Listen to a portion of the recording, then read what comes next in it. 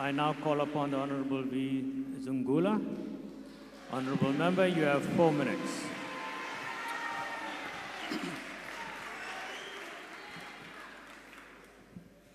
Thank you, Hlale ngaphambili.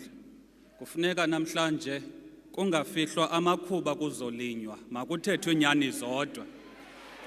Inyani is that the country is in a crisis that is leading the country to be a failed state. At the core of the crisis is how the democratic project of 1994 did not address the systematic racial and economic structure of the country. The economy and wealth of the country is still in the hands of few white families, while the majority of black South Africans do not know where their next meal is coming from. The government can have many interventions, but if they don't address the structural design of the economy, none of those interventions are going to work.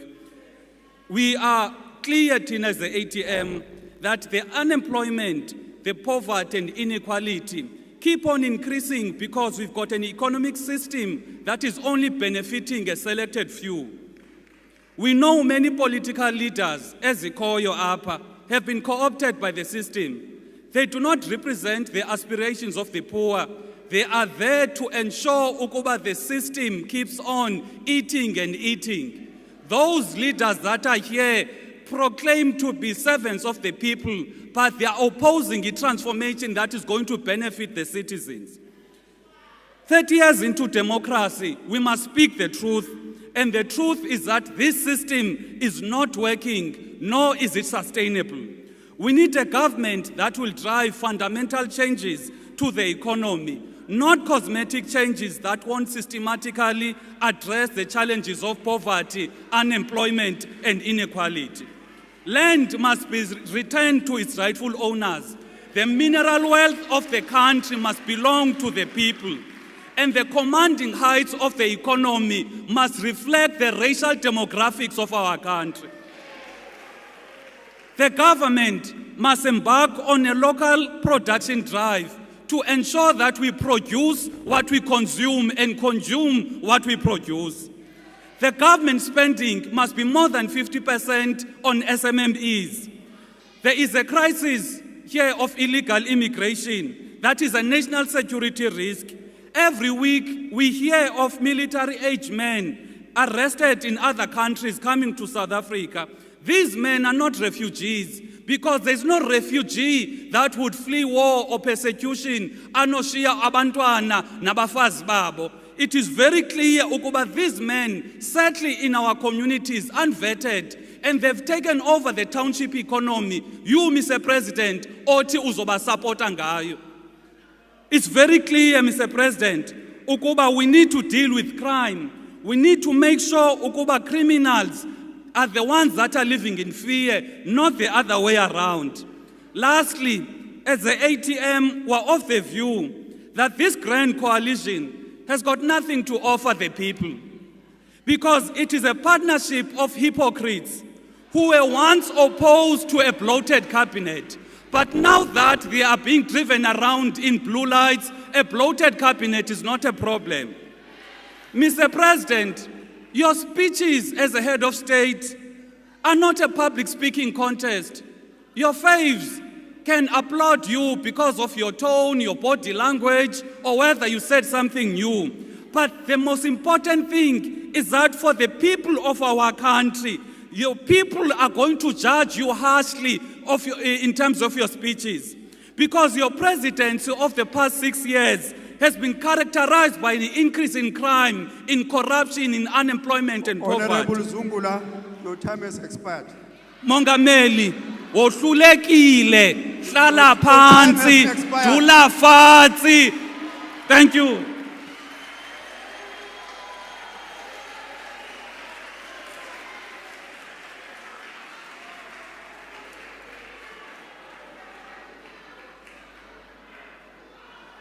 The next speaker on the podium is the Honorable Deputy Minister of Social Development.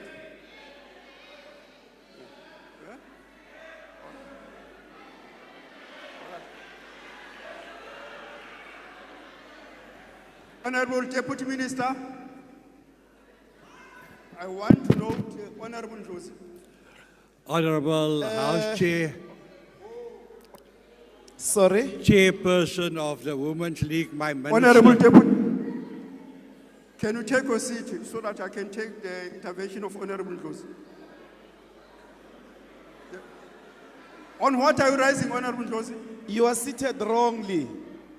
Come this side. I agree you call orders. You are in a wrong chair. You sit this side, you. German card. Buya ngapha. Take your seat. Buya ngapha. Take your seat. You are seated in the wrong side. Come this side. Because your job is those things of point of order. Buya ngapha. Ulahlekile. Honorable Ndlozi, take your seat. You can only rise Come on a thi- point of order. come here. this side. Take your seat. Woza. Ulahlekile phela. Asha, will you please take that mic? Take that Awumsizeni. mic.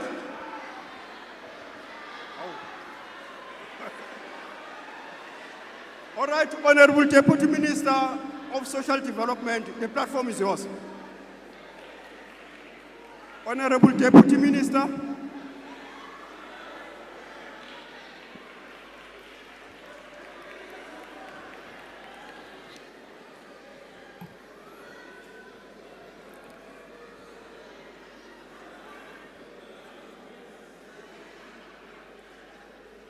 Honorable House Chair,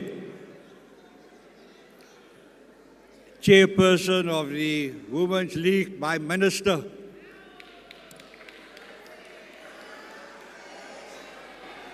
My premier from Gauteng who told me to take the lead.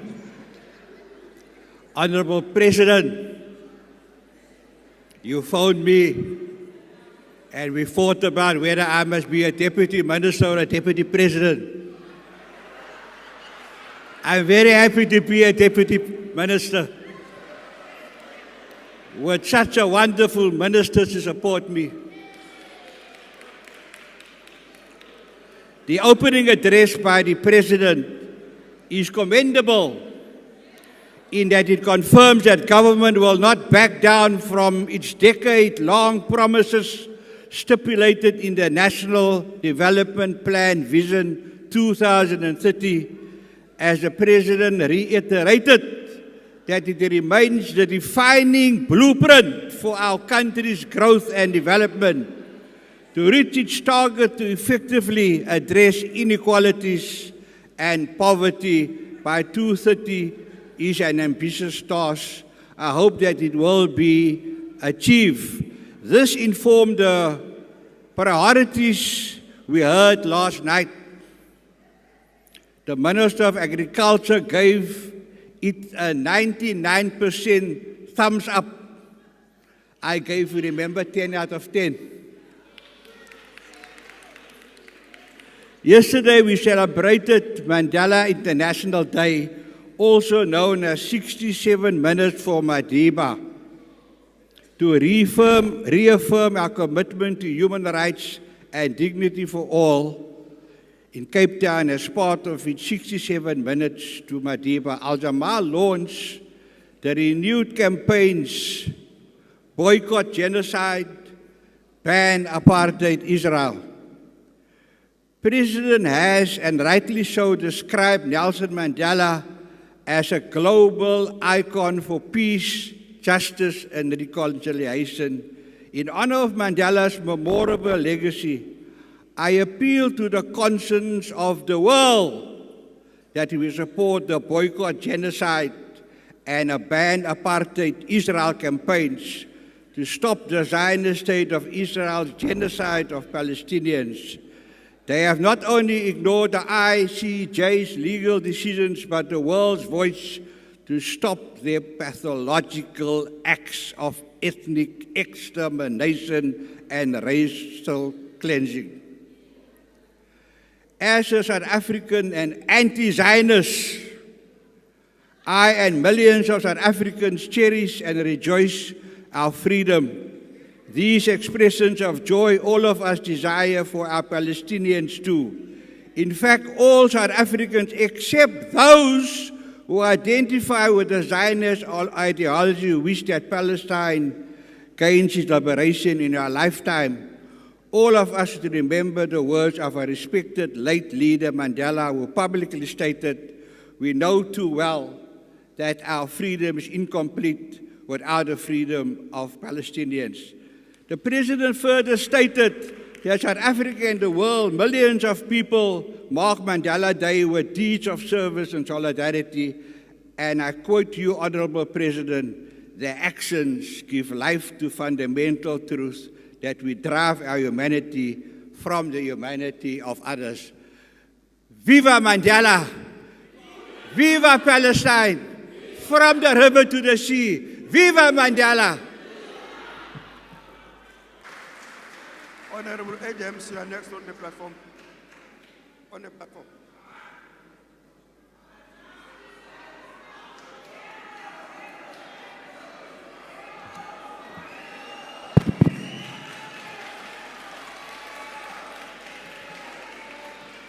Honorable Speaker, House Chair, Mr. President, Honorable Deputy President, honorable members. House Chair, I just need to put it on the record that I find it deplorable that this House cannot recognize a former president of this country, but it was willing to recognize an apartheid president in F.W. de Klerk.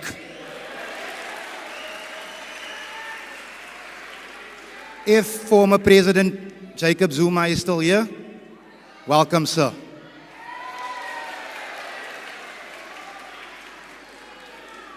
House Chair, I want to ask that you listen. You might just learn something. You know, Mr. President, I listened to your speech last night, and it wasn't a terrible speech. But I've heard 6 of them before, and the outcome has always been the same. Another year of nothingness.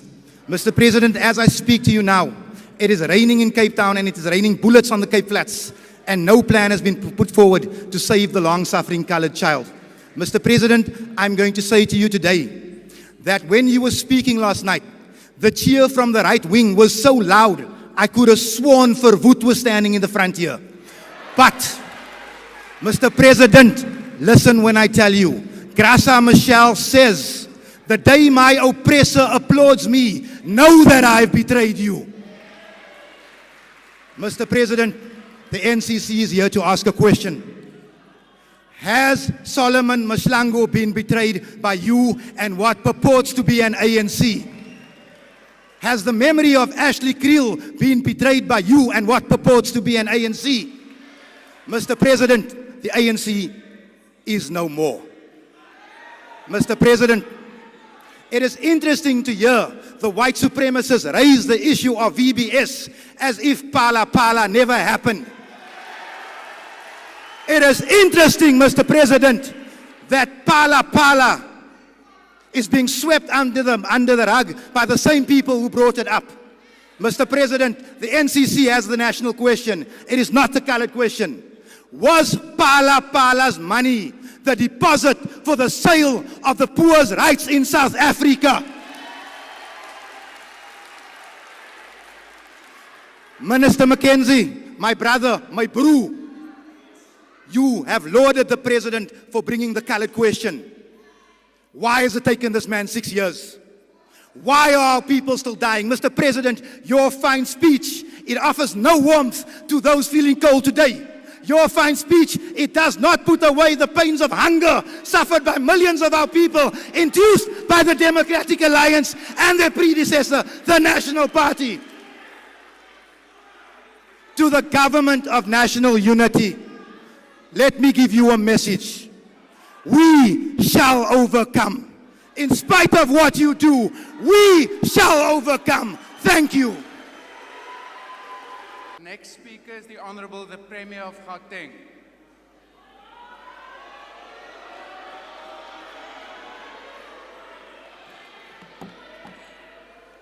Thank you so much, Presiding Officer. Sispan. Our Honorable President, Honorable Deputy President, our Chief Whip, Honorable Members.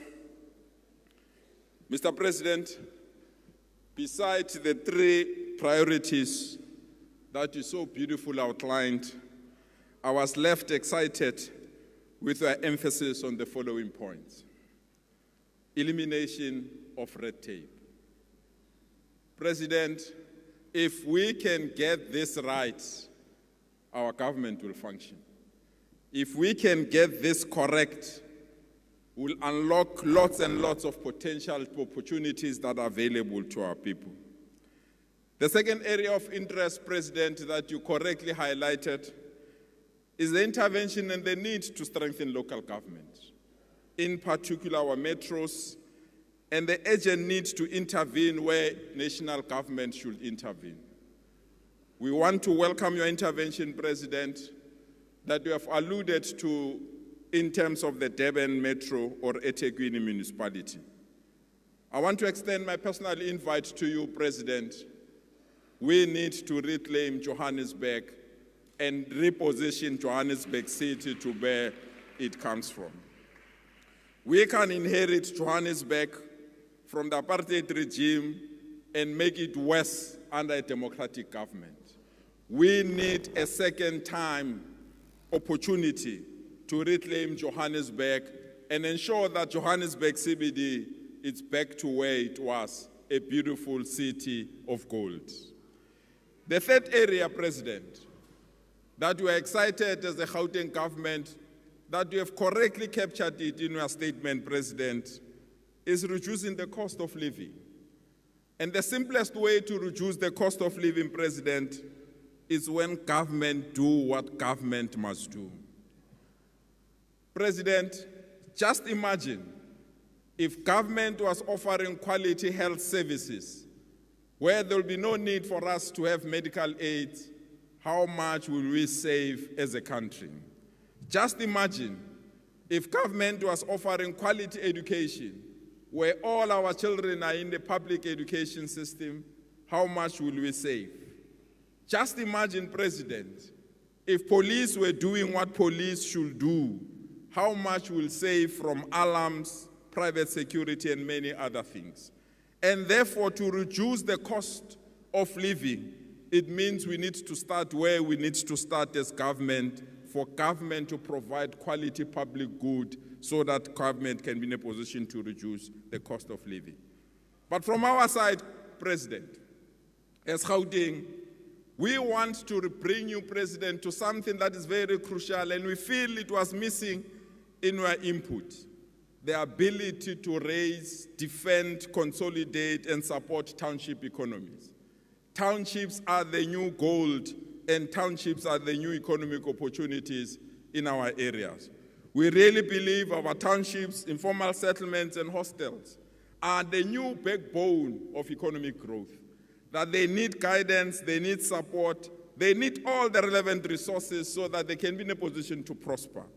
We present, President, on the table a partnership fund of 300 million rands that we are directing to Abo Gogo and Abo Mkulu that are selling on the street so that they can sell even when it rains, so that they can sell even at night. We want to give them that opportunity to have proper infrastructure to sell their goods. We also want new investments that are coming to the townships, to be investments that will incorporate those entrepreneurs that open the shops that me and you bought from Ubaba Makumalo or Ubaba Mtimkulu, who had that corner shop at the townships. We are remodeling those shops and we're providing the additional resources that are needed in that particular area. Comrade President, we've identified 10 high growth areas in Gauteng, and your speech provides that opportunity for us to integrate some of our provinces so that we can be in a position to have economic opportunities for all in our areas. One good area is for us to ensure that Gauteng becomes the hub for automotive sector. We want to continue to work with the Development, Trade and Industry Department, and also work with the Department of Science and Innovation, as well as OEMs, to develop a South African supply network as we cross over to the new frontier of automobility. You are right, Comrade President. The future belongs to electric vehicles. You are right, Comrade President. The future belongs to the automotive industry that is capable, able, and is possible for this particular industry to create more jobs. It is our humble view that South Africa has earned its stripes to move up the value chain of this sector. We are ready to support the infrastructure development that has been proposed to link Tshwane and East London so that a new corridor can be developed to transport the motor vehicles to that corridor and create new opportunities. The Tshwane Automotive SEZ is ready to showcase its commitment to the auto sector. And Mr. President, we welcome the work of the Southern Rail Corridor linking Tshwane to the new port of Ngcuka. Our commitment is to support this initiative. But we are nothing without the new 4IR. And we present ourselves to be at the center of that 4IR as Gauteng. And the center of the new 4IR in Gauteng is what you projected as the Lanseria Smart City. And I can report back to this honorable house, the Lanseria Smart City is about to rise. We have put all the necessary resources from the investment that was needed to ensure that there's bulk services and to the support that we've just received from the Department of Human Settlement. Lanseria Smart City will be the ideas for digitalization. Lanseria Smart City will be the home of Internet of Things. Lanseria Smart City will be the home of cloud computing. Lanseria Smart City will be the enterprise resource planning, virtual manufacturing, artificial intelligence, but most importantly, intelligent robotics. We want collaboration with national departments, hence our argument, President, that red tape must be minimized and red tape must make things to be possible. We are also excited, together with the Premier of Limpopo. President, Limpopo and Gauteng are interlinked and organically unified. We need a speed train that will move from Tshwane to Limpopo and connect with Maputo, and we are ready to take advantage of that opportunity and expand the Gautrain to that area. We are excited about this idea, President. We are only requesting one thing and one thing from you, President. Red tape must fall and allow this opportunity to rise so that we can have the train between the two provinces. We are also excited that we have finalized discussions with AXA. President, the new economy is cargo. We need to move cargo from one point of our province to another point of our province, and we've entered into an important agreement with OR Tambo International Airport, where they're expanding a new cargo section that is going to increase the opportunity of transporting cargo in our province. We are excited with this opportunity, and we really believe it's a very important opportunity for all of us. President, we have started to revitalize one of South Africa's oldest industrial hub called the Vaal region. The Vaal Mega City program got a capital injection from Citibank from the UK to establish a hydrogen valley that will create almost 30,000 new opportunities in our 30,000 opportunities in our province. This is another confirmation that if we work together with the private sector, we can create opportunities for all. Comrade President, there are some people in this house questioned your commitment when you said there were 2 million opportunities that were created in the last 18 months of our government. I want to confirm the almost 1 million opportunities that came from our Nasi Spani program in Gauteng. We agree, President, that we need tangible jobs. We agree, President, that we need firm jobs. But while you are still developing your industrial policies, while you are still developing quality jobs, the poor and the unemployed must eat every day without failure.